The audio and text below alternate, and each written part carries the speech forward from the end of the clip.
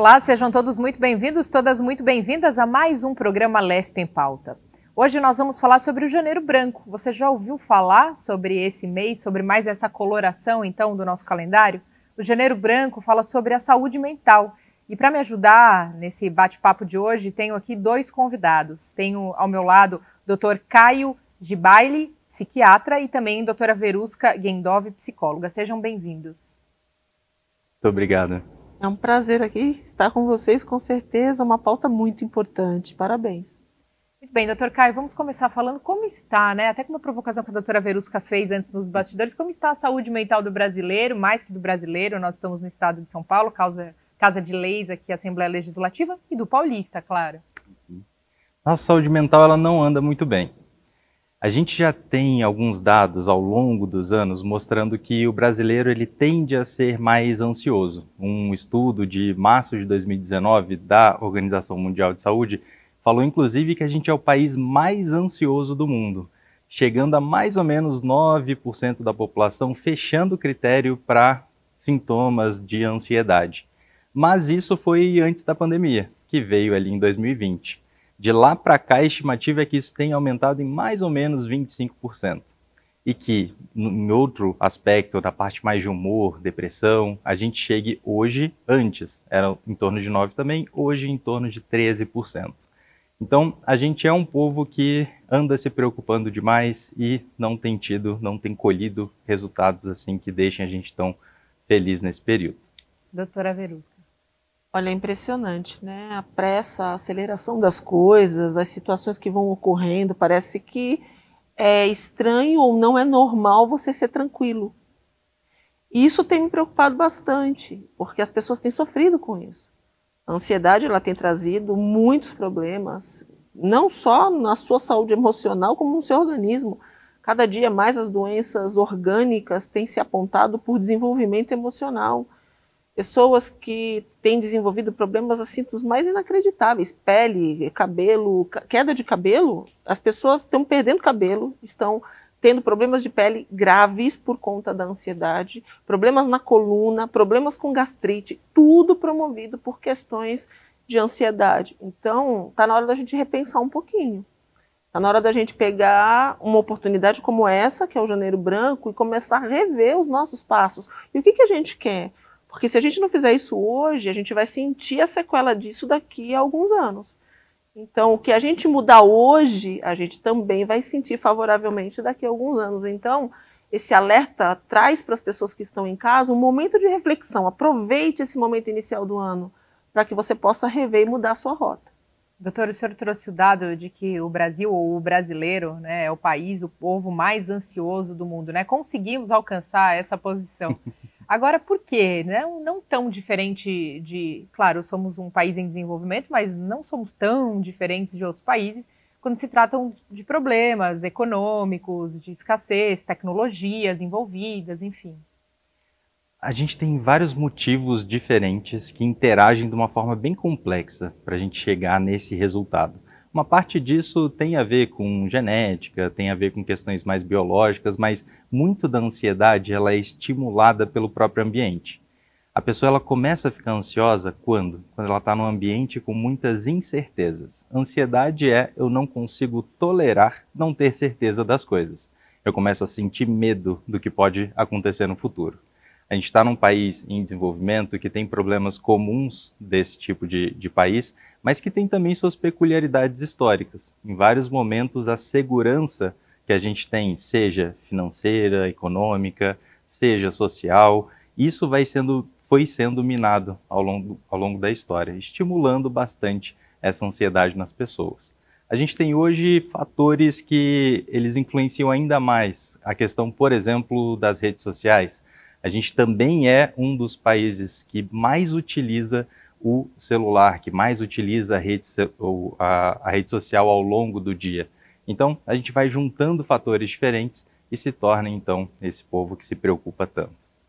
Doutora, é curioso, né, essa questão que o doutor trouxe da sensação de insegurança. Aí pode ser por N motivos, né? Ou pela violência, ou pela situação política, ou pela situação econômica, enfim, né? Mas engraçado curioso perceber como isso resvala na nossa saúde, porque às vezes a gente pensa, não, claro, eu sei do que está acontecendo no meu país, eu sei do que está acontecendo no meu estado, mas eu sei pelas notícias, quer dizer, a gente não percebe o quanto isso de fato nos impacta. Nosso cérebro, ele trabalha por repetição, ele aprende assim, né? Ele vivencia assim. Então, quando eu tenho uma repetição de rotina, isso me faz ter uma sensação de segurança. Mas quando eu não sei como vai ser a minha vida, como vai ser a minha questão profissional, como vai ser a minha vida de uma forma geral, eu começo a criar instabilidades que eu não sei exatamente se vão se repetir. Então isso vai causando uma insegurança. E aí, somado a isso, e uma fala muito importante do Dr. Caio também, essa questão da rede social hoje em dia, ela tem sim sua importância, a gente não tem como negar, ela conseguiu alcançar um grau de importância muito grande na vida das pessoas. As pessoas hoje, elas têm uma dependência do seu celular, elas têm uma necessidade de redes sociais, e aí alguns fatores, uma necessidade de aceitação, então a curtida vira uma aceitação, você ter lá não sei quantas visualizações é uma aceitação, um comentário pode ser uma destruição na vida de uma pessoa emocionalmente ansiosa ou um outro fator emocional ali presente.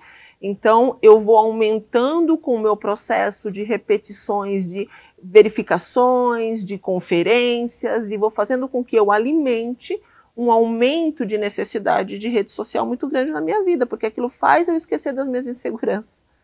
Então a gente tem um contraponto muito interessante aqui. E só que, para eu esquecer das minhas seguranças e inseguranças, eu caio numa provocação de alterações hormonais cerebrais muito grande, porque eu vivo em cima de curiosidade, checagem, e de alguma forma ali eu vou sendo motivado a sempre ver, será que a minha foto foi aceita?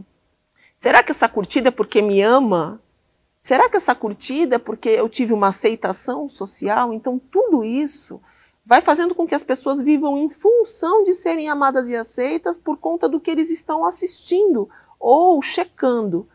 Sem falar da curiosidade, que é um outro patamar, né? A curiosidade humana aumentou demais. Ela fica ali vasculhando a vida do outro e principalmente eu tenho visto isso com finais de relacionamentos, as pessoas querem continuar se relacionando com seus ex pela rede social, vendo o que o outro está fazendo, se já está com outra pessoa, o que está acontecendo, e estão deixando a sua própria vida de lado. Tudo isso, mais uma série de outras questões, tem transformado o nosso povo num povo doente.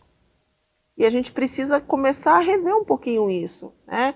Se você se desligou de um relacionamento, bota um ponto final, a vida continua. Não fica preso à rede social, senão você não vai vivenciar esse luto. Você terminou um relacionamento e está carregando o cadáver nas suas costas, checando com quem está, onde é que está. Você tem que aprender a fechar ciclos. Fechou um relacionamento, fechou um ciclo. Se quiser ter saúde emocional, a gente vai ter que começar a enterrar os cadáveres que a gente está carregando. Doutor, como saber o limite? Como saber o momento de parar? O momento, então, em que essas redes sociais, pegando o gancho que a doutora Verusca trouxe para a gente, está te fazendo mal? Porque tem uma grande parte das pessoas hoje em dia, infelizmente, acordam e antes mesmo de acordar, antes mesmo de dizer bom dia para o parceiro ou para a parceira, a primeira coisa que fazem, o primeiro ato, após abrir os olhos, é pegar o celular e checar o que eu perdi no mundo. Perfeito. Esse comportamento do acordar e pegar o celular inclusive um comportamento que a gente usa para avaliar outros tipos de vício. Por exemplo, a pessoa que é alcoolista, por exemplo, no momento que ela abre os olhos, já tem vontade de beber, isso é um fator que vai dizer para a gente que esse é um comportamento problemático. É o paralelo que a gente faz também com o uso das redes sociais, com o celular, enfim. Ele não pode se tornar o principal motivo do nosso dia.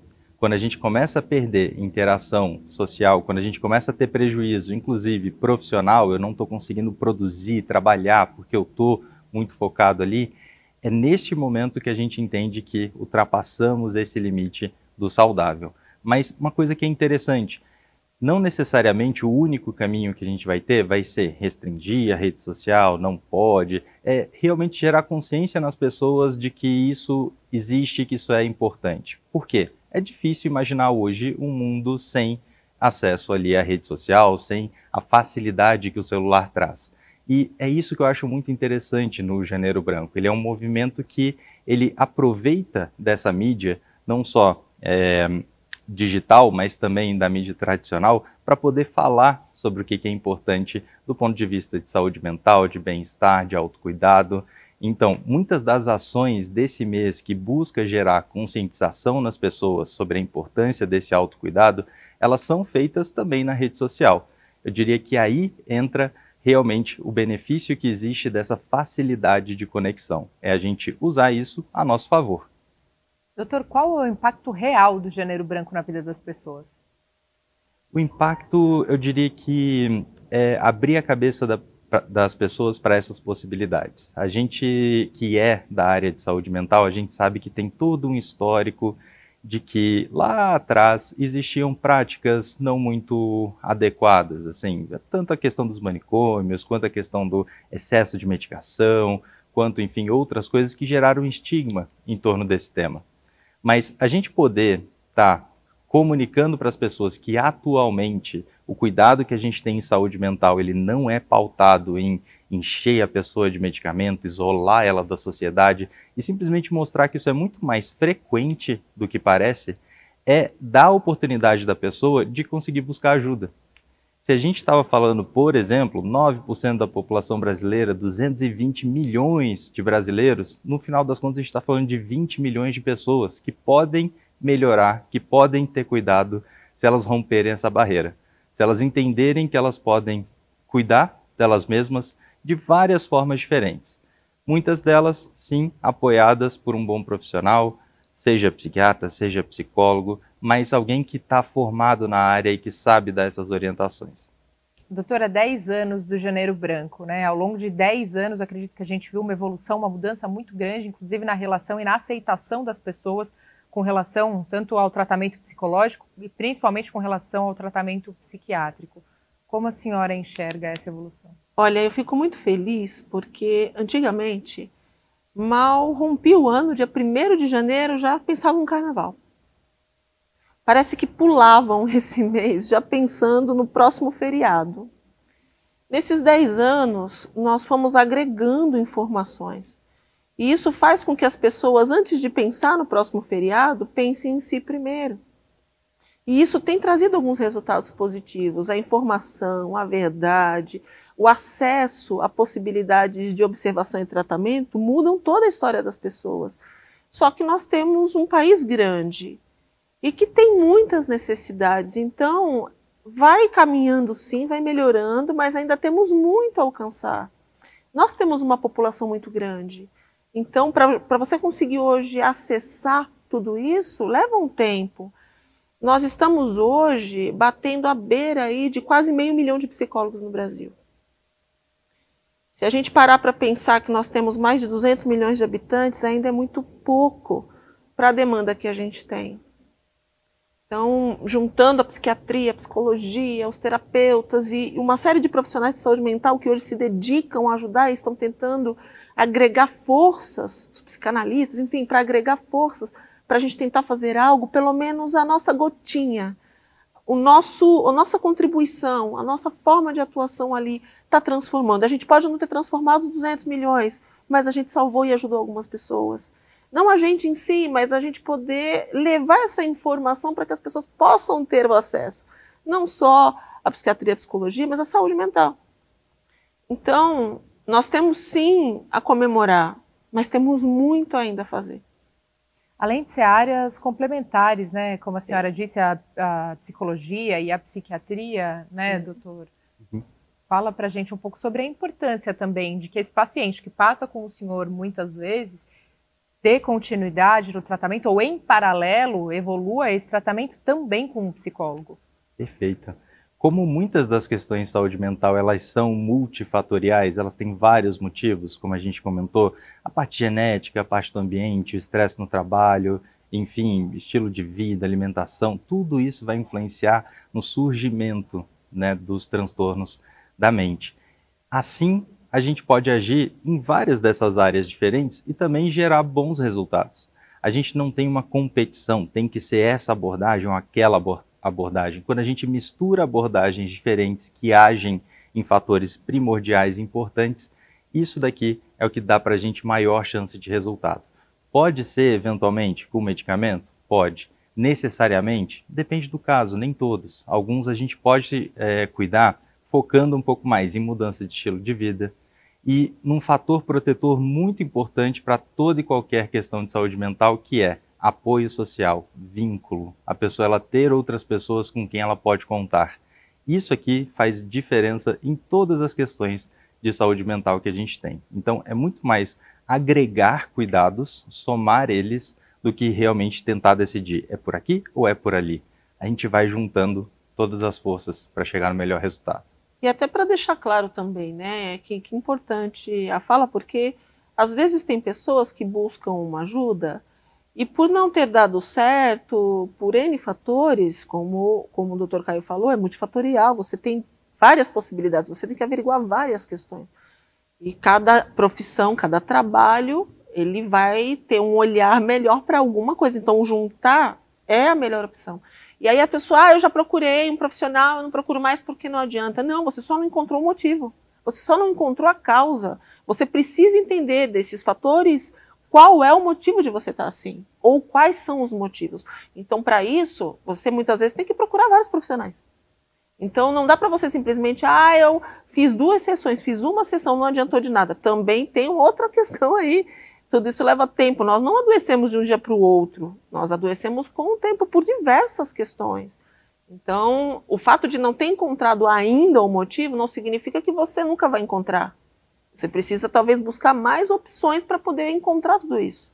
E esse ponto, Verusca, é muito interessante, de que, assim, é uma coisa gradual. Sim. É difícil que a pessoa, um dia ela está muito bem e no outro dia ela abriu uma síndrome de burnout, uma exaustão dentro do trabalho.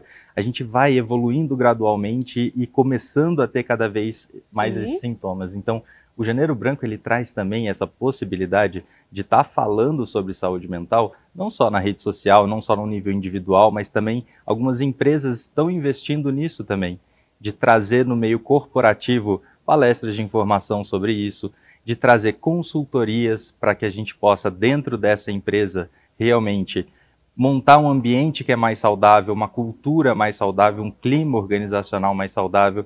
Para quê? Para que se identifique precocemente que isso está acontecendo. Por quê? Não necessariamente a gente tem que buscar a saúde, ter que buscar o acompanhamento ou então um aconselhamento quando eu já estou com um quadro estabelecido. Eu posso buscar isso de forma preventiva, que é como a gente pensa saúde mental hoje. Tem muitas coisas que a gente pode evitar que cheguem nesse nível mais extremo da pessoa perder a funcionalidade. Mas a busca por ajuda ainda hoje acredito que seja um tabu muito grande. Claro, não tanto quanto 10 anos atrás, né, como a gente falava, logo que foi instituída a campanha Janeiro Branco, mas os senhores acreditam que a luta antimanicomial, por exemplo, tenha colaborado ou contribuído para essa maior aceitação das pessoas?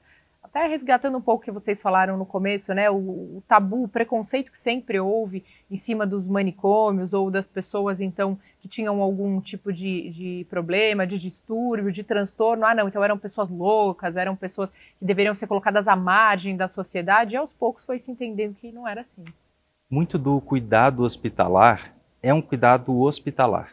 Então, igual outras questões de saúde, a pessoa ela pode ter uma diabetes compensada, viver na comunidade tranquilamente, ir na consulta, fazer um ajuste e ir mudando o estilo de vida em casa, super tranquilo. Algumas dessas pessoas, já mais descompensado ou com alguns tipos de complicação, podem requerer um acompanhamento um pouco mais intensivo, internação, mas eu quero que fique claro que as pessoas que precisam do acompanhamento a um nível hospitalar, que hoje toda a ideia do manicômio já se foi, felizmente não temos esse tipo de política aqui, a ideia é um hospital geral que tenha uma ala psiquiátrica que possa prestar cuidado.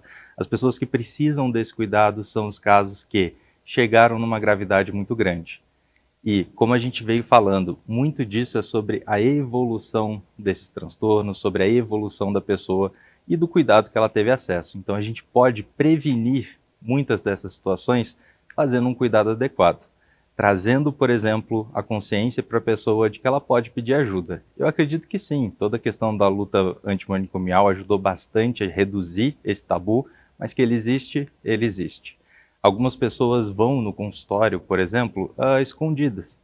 Eu acompanho uma pessoa que ela vai com roupa de academia, por exemplo, e ela sempre diz que está indo na academia para não ter que falar para os familiares que está fazendo um acompanhamento agora.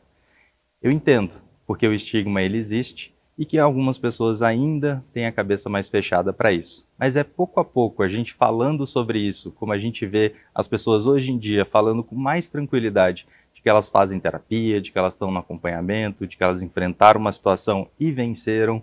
É assim que a gente consegue reduzir esse estigma. Hoje em dia a gente consegue ouvir muito frequentemente, né, doutora? Eu faço terapia, meu terapeuta e tal.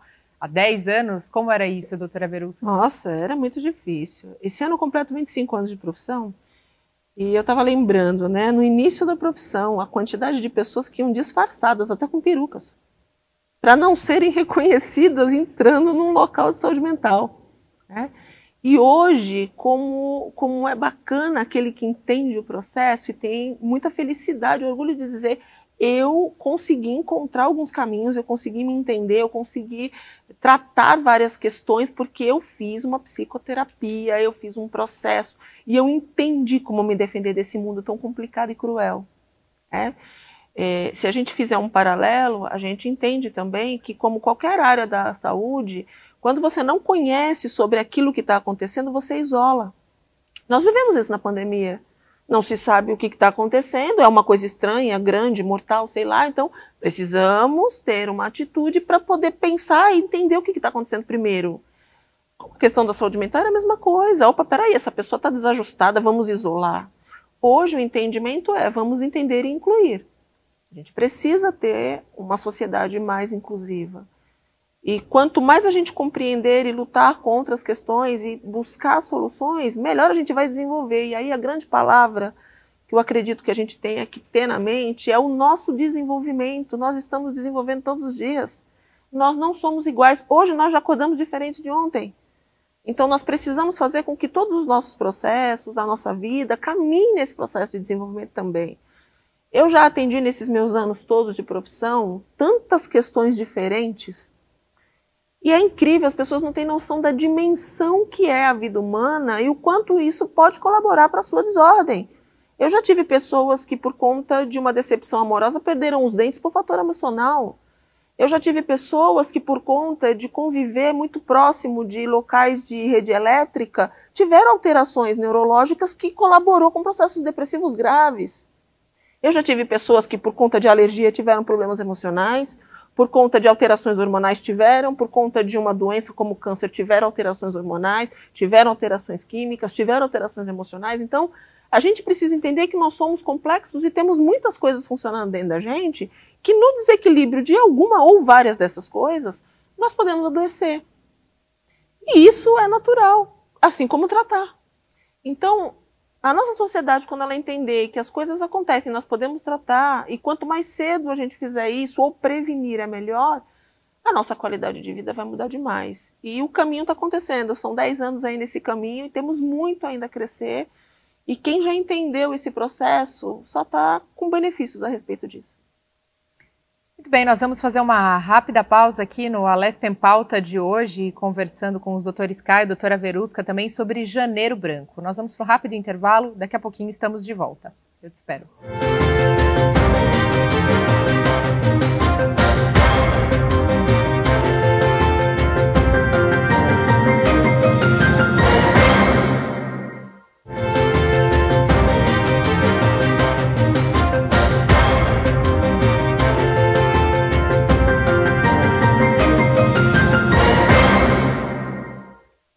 Olá, seja muito bem-vindo, seja muito bem-vinda novamente ao segundo bloco aqui do Alesp em Pauta de hoje, falando sobre Janeiro Branco, né, que nos leva a pensar sobre a saúde mental. E tenho aqui comigo o Dr. Caio, psiquiatra, a doutora Verusca, psicóloga, uma série de questões foram alertadas aqui no primeiro bloco, como, por exemplo, o brasileiro é considerado o povo mais ansioso do mundo, ou o brasileiro também já está entre o povo que mais consome tecnologia, mais consome aí as redes sociais, mas quais são os problemas que tudo isso traz, né? E aí nesse bloco eu acho que a gente pode conversar um pouco também sobre políticas públicas voltadas à saúde mental. Então, finalmente, a saúde mental está tendo um olhar por parte dos governos, dos governantes, até do nosso governo do estado, com uma nova política também voltada para essa questão, ou até mesmo burnout, abstinência online, são temas aí que quem nunca teve alguém, não conheceu alguém que passou por isso ou já passou. Doutor, vamos começar então pelo burnout, né? É um nome teoricamente, relativamente um termo novo aí, né? Muitas pessoas então se afastam do trabalho por dizer que então tiveram uma sobrecarga muito grande que acabou levando o nome de burnout. Mas como saber quando de fato esse é o ocorrido e como se tratar e mais que isso, como evitar chegar nesse ponto? Porque pressão no trabalho todo mundo tem, né, doutor? Mas a gente precisa trabalhar. Perfeito, Mariana. Esse termo burnout, ele vem do inglês que, se a gente separar a palavrinha burn, é de queimar, e out é que acabou, né? Já queimei tudo. E essa que é a ideia desse transtorno. A gente queimou toda a reserva de energia que a gente tinha, e não é nem que a gente está funcionando na reserva, é realmente assim, está acabando todo o combustível. Então, a pessoa ela fica não só cansada, ela fica num estado em que o funcionamento cerebral ele fica prejudicado também. Ele funciona como se estivesse na reserva. A gente tem todos os sintomas ali de exaustão, de realmente assim acabar desligando um pouquinho a cabeça meio sem querer, mas o principal é que é um cansaço muito relacionado, um esgotamento muito relacionado à interação social. O começo do que é o burnout ele foi descrito em profissionais de saúde, que estavam ali nas emergências, nas UTIs, então com uma interação muito profunda e muito direta ali com várias e várias pessoas ao mesmo tempo. Quando a pessoa ela esgota essa capacidade de interagir socialmente, ela começa a ter sintomas muito diferentes da própria personalidade dela. A pessoa ela começa a ficar um tanto quanto irônica, ela fica um pouco mais irritadiça, de uma forma geral, porque ela não consegue mais ter essa interação. Então, essa mudança de padrão com algo que não é compatível com a pessoa já é uma coisa que chama bastante atenção.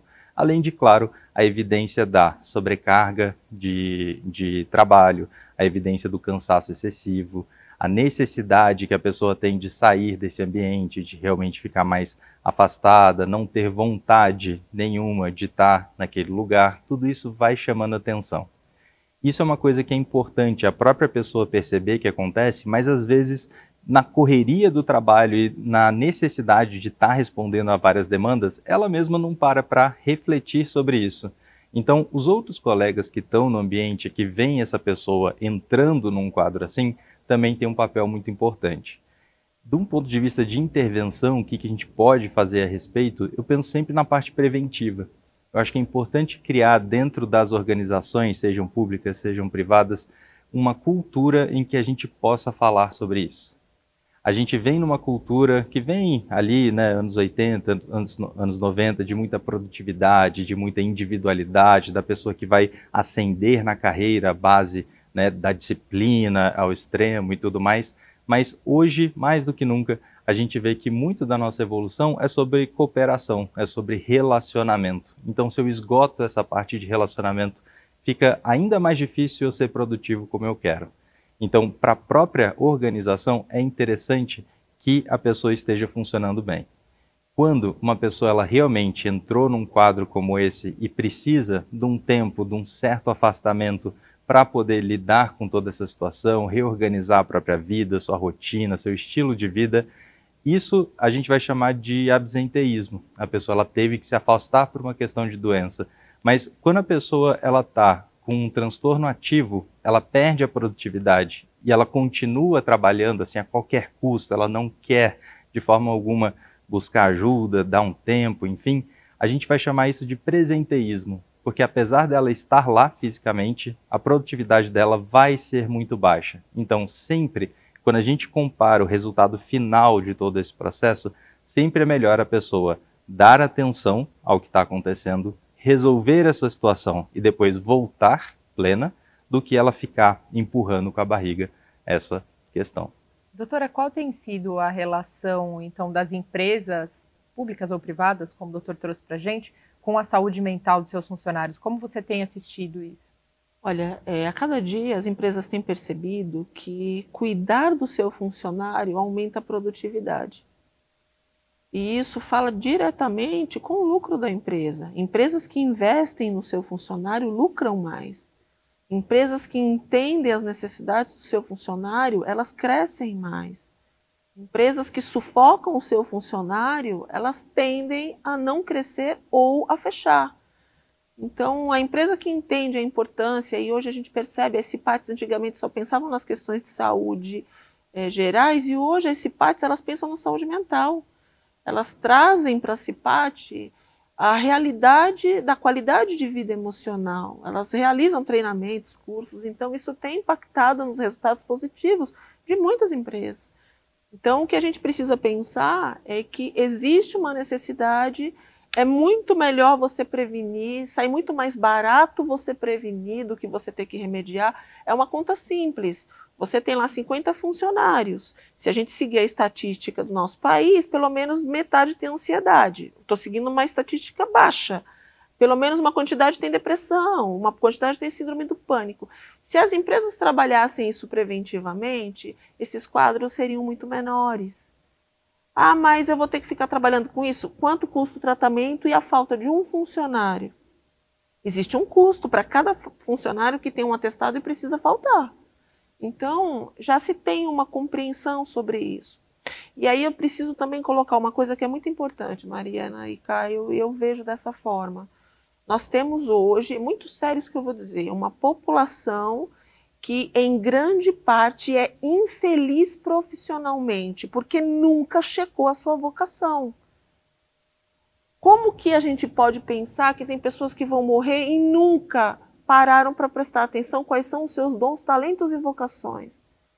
Quando você vai fazer um trabalho que não tem nada a ver com a sua qualidade de dom vocacional, você vai se rebaixando internamente, porque você não vai ficando feliz, parece que tem alguma coisa ali, você pode até não entender direito o que é isso, mas você acorda todos os dias, de novo estou indo para o trabalho.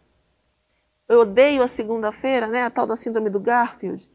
Então, por que você está assim? Será que você não está contrário à sua vocação e isso está te deixando doente?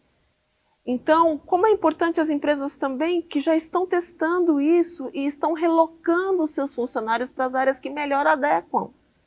Isso também está fazendo com que grandes líderes apareçam, grandes profissionais apareçam e que estavam apagados em trabalhos que não tinham nada a ver com o profissionalismo ou com a vocação dessa pessoa. E aí uma pergunta muito simples, você vai deixar morrer para nunca descobrir qual é seu dom? Sua vocação? Tem pessoas que percebem que tem uma habilidade melhor numa área, mas tem pessoas que são mais distraídas e não percebem isso. Então, que as empresas investam mais, elas têm já investido, mas que investam mais nisso, que consigam adequar esses cargos, porque isso vai ser vantajoso para a empresa. E para quem não está ainda numa empresa, antes de fazer uma graduação, dá uma investigada. Você vai eliminar muito sofrimento. Tem gente que presta vestibular não sei quantas vezes, paga matrícula, paga não sei quantos meses e vai mal porque não é isso. E aí vai testando. Isso sai caro, isso dá trabalho, isso custa emocionalmente. Isso também tem esgotado os nossos jovens. Então são alguns olhares aí que precisam ser atentos. Isso conversa muito, Verusca, com a ideia do que é o Janeiro Branco. Assim. Sim. As pessoas perguntam por que branco, por que escolheram essa cor? A ideia original era que o branco seria um canvas, um quadro em branco ou uma folha em branco em que eu possa escrever o que eu quiser. Eu virei a página, eu mudei ali o livro agora que virou o ano e eu posso recomeçar. A verdade é que a gente sempre pode recomeçar, mas ter esse momento, o janeiro especificamente para isso, já é mais propício porque a gente já está nesse momento do ano repensando a nossa vida, a nossa carreira, as nossas relações. Então, essa reflexão do o que eu sou bom, o que eu quero fazer, esse é um momento muito propício para isso. A gente sempre pode reescrever. É só a gente deixar de ficar distraído. Nosso cérebro, ele tende a automatizar muitos dos processos que a gente tem. Escovar os dentes, dirigir e outras coisas a gente faz sem nem estar atento a isso. Hoje, com a rede social, com as distrações, enfim, a gente presta menos atenção ainda. Então, eu diria que o Janeiro Branco, essa pauta vir, para as pessoas, é um convite a sair da distração, é um convite a prestar atenção e realmente mostrar essa oportunidade que a gente tem de reescrever nossa própria história. Agora, falando em recomeço, ou em reescrever a história, né, isso nos remete muito à pandemia, ao momento que todo mundo passou, e que acredito que a saúde mental veio com um novo olhar, né, e um novo gás a partir desse momento. Muitas pessoas, inclusive, quiseram se reinventar profissionalmente após a pandemia ou durante a pandemia. Muitas outras encontraram a sua vocação justamente durante a pandemia, né, empreendendo, etc., e se reencontraram. Trouxe muitos problemas, talvez tenha aumentado o problema, em certo modo, os problemas psicológicos, psiquiátricos, sim, mas por outro lado, foi uma oportunidade de recomeço para muitos também, né, doutor? A gente sempre tem os dois lados da moeda. E realmente momentos de crise, assim, são momentos que propõem para a gente criatividade. Para eu conseguir sair dessa situação inesperada e que eu não estou preparado, eu preciso criar novas maneiras de lidar, seja comigo mesmo, seja com a pessoa que mora comigo, seja com o ambiente. Nesse momento da pandemia, eu vejo dois fatores muito importantes que levaram as pessoas a esse tipo de reflexão e a realmente buscarem novos caminhos e a buscarem ajuda. A principal delas eu vejo como o contato muito direto com a finitude. A gente, como ser humano, sempre deixa para pensar depois a ideia de que o nosso tempo aqui é limitado. Mas na pandemia, muitas pessoas tiveram que encarar isso frente a frente, seja com um familiar, um amigo ou alguém que a pessoa conhecia, que realmente não sobreviveu ali na pandemia, ou que teve alguma sequela, ou esteve, né, muito mal, internado, enfim. Então isso coloca a gente de cara com uma coisa que não dá mais para ignorar, que é, nosso tempo é limitado. O que a gente está fazendo com ele? A segunda coisa é, realmente, o tempo maior em casa. Com o tempo que eu fico em casa, eu recebo menos estímulo do ambiente externo. Quando eu saio, eu vejo muita coisa diferente, eu interajo diretamente com outras pessoas, e mesmo em casa, a gente podendo fazer videochamada e por aí vai, é uma quantidade de informações muito mais pobre do que o mundo real traz pra gente. De tal forma que, se eu recebo menos coisa do lado de fora, meu cérebro vai trabalhar com o que já existe aqui dentro. Então, esse é o momento em que eu começo a refletir e repensar as coisas que são importantes para mim. Eu começo a realmente ficar mais atento a essa coisa do meu dia a dia. E as pressões também, né? Elas vão fazendo com que o nosso cérebro receba um volume de sinapses muito maior. E isso força meio que uma abertura de comportas internas que te fazem ter que ter outras adaptações. Então, uma coisa é você funcionar num ritmo normal, outra coisa é você saber que ou você acelera ou você vai morrer, ou alguma coisa vai acontecer. Então, tua mente, ela potencializa e você começa a criar em cima disso. Então, as situações, elas têm feito o brasileiro repensar muitas coisas.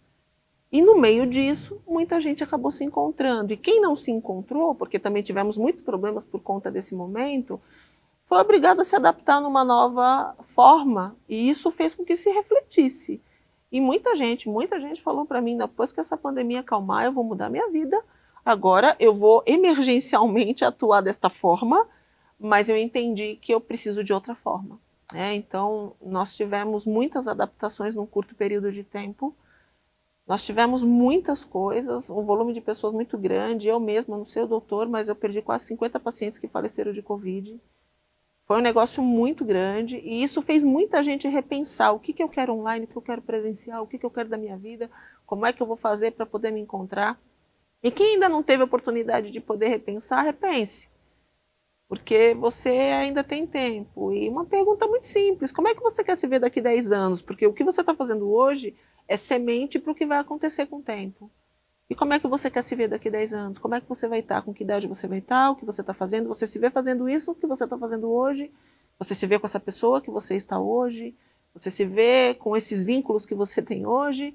Ou você entendeu que você vai ter que deixar vínculos para o passado para você poder viver? Porque tem gente que para poder ter qualidade de vida vai ter que deixar relacionamentos para trás, sejam sociais, afetivos e etc. Então, são reflexões. E o mês de janeiro ele te propõe a reiniciar. Eu acho que é um marcador importante. A gente pode fazer isso a qualquer momento, o doutor tem plena razão. Mas os marcadores parecem que dão uma empurradinha. Sabe? Aproveita dessas promessas de início de ano e já começa a rever algumas coisas. Então, o marcador é importante para a gente, opa, peraí, como é que eu estou? Porque senão só vão andando, caminhando, empurrando tudo com a barriga, até que não dá mais. Doutor, falando em políticas públicas, né, que pensem então na saúde mental da população, aqui na Assembleia Legislativa nós temos uma série de legislações, até mesmo coibindo o bullying, o cyberbullying, por exemplo, que são ainda outras vertentes também que podem causar prejuízos aí para a saúde mental das pessoas, das crianças, dos adolescentes, enfim. Mas principalmente o novo programa, então, do governo do estado de pensar, olhar para essa saúde da mulher, colocar o Sistema Único de Saúde aí, ampliar o atendimento do Sistema Único da Saúde, pensando com relação aí a parte psicológica, né, a parte psiquiátrica das pessoas, das mulheres, principalmente, né, também, né, doutora, a gente sabe que as mulheres parecem que são mais frágeis, né, ou não são, mas parecem, ou existe essa ideia, né, de que são mais frágeis, ou pelo menos são mais alvos fáceis, digamos, de alguns tipos de violência, violência psicológica, violência física, e por esse motivo também precisam de uma assistência à saúde mental muito maior, né? Com certeza. O poder público ele tem um papel muito importante para realmente promover saúde mental para as pessoas. Não só com a questão do bullying e tudo mais, mas muito também sobre acesso. Permitir que as pessoas que não estão bem, elas consigam buscar ajuda. A questão do público feminino é bem importante também a gente pensar que, sim, é uma população que está mais vulnerável a vários tipos de abuso diferentes. Seja o abuso físico, sexual, mas também abuso financeiro, por exemplo, que a gente enxerga em algumas relações. Além da questão social e de como a nossa sociedade tem também a questão orgânica. Toda a questão hormonal, seja de uma gestação, seja do período da menopausa, tudo isso também influencia na nossa saúde mental. Então é importante a pessoa estar atenta, né, a esses ciclos também de vida, para que ela possa buscar ajuda. Ter acesso, eu acredito que é o mais importante, e também mostrar para as pessoas que isso existe. Elas saberem que elas têm como pedir ajuda já faz uma diferença muito grande. Quando a pessoa ela não tem nem aonde recorrer, nem a quem recorrer, ela vai entrar num funcionamento de desamparo, em que ela vai acreditar que, bom, não tem nada que possa ser feito aqui, eu vou só me adaptar. E o ser humano, infelizmente, se adapta a situações muito ruins. A gente se adapta a coisas que, quando a gente para raciocinar, nem fazem sentido. Mas é como o nosso cérebro funciona. A gente acaba entrando e encaixando num funcionamento que a gente não gostaria. Se a gente pensar um grosso modo, em todas as fases da vida a mulher tem fragilidade. É TPM, é gestação, é climatério, é menopausa, cuidado com os filhos, cuidado com a casa, ainda trabalho. Então, se a gente for juntar tudo isso, mais a carência, os processos afetivos, a necessidade de aceitação emocional, aquela necessidade de vínculo que nós mulheres temos, de cuidar e ser cuidada. Então, tudo isso faz da mulher um alvo, muitas vezes, muito fácil. A quantidade de mulheres hoje que se permitem determinadas coisas por conta da carência ou da fragilidade emocional ou hormonal é gigante. Pessoas que têm medo, não, senão eu não quero ficar sozinho, e aceitam coisas absurdas. Então, você vê políticas que têm favorecido isso, é muito positivo. É muito positivo porque existe a parte protetiva, mas cada uma das mulheres também tem que fazer a sua parte. E vocês acreditam que ainda precisa se ampliar mais as leis existentes com relação a esse olhar voltado à saúde mental? Estamos aqui numa casa de leis, né? Todas que regem pelo menos o nosso estado passam por aqui. Qual é a importância do olhar dos deputados e deputadas sobre esse assunto? Bastante importante, porque são questões que, se a gente não tiver atenção, elas podem evoluir, podem tirar a funcionalidade das pessoas. Se a gente quer um estado ainda mais produtivo, ainda mais feliz, no final das contas, a gente precisa dar suporte para essas pessoas. Olha, eu tenho ficado muito feliz com muitas coisas que têm sido criadas para ajudar, e isso mostra que a sociedade ela tem demandas. E eu quero dizer que ainda tem muito a fazer, e eu vejo que tem um esforço nesse sentido, e eu fico muito feliz.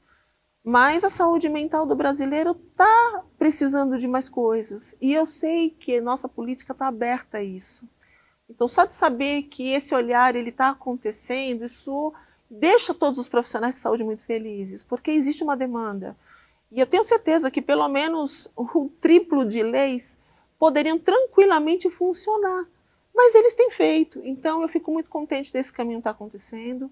E como profissional de saúde mental, eu sei que tem também muito a fazer e eu sei que esse olhar está acontecendo. Então, vamos acompanhar e vamos colaborar também. Você que é profissional de saúde mental, se aproxime dos deputados, se aproxime dessa casa. Essa casa, ela está aberta a ouvir. E eu tenho certeza que essas escutas, elas têm contribuído nesse crescimento. Perfeito. Doutor Caio, doutora Verusca, gostaria de agradecer imensamente a presença de vocês hoje debatendo Janeiro Branco aqui. Eu que agradeço. Muito obrigada. Prazer enorme. Nós agradecemos também, claro, você que nos acompanha, seja pela TV ou pela internet. A sua presença é fundamental sempre aqui na programação da Rede Alesp. Agradecendo mais uma vez e dizendo que a gente se encontra e se vê aí pela programação aqui da TV Alesp. Até breve.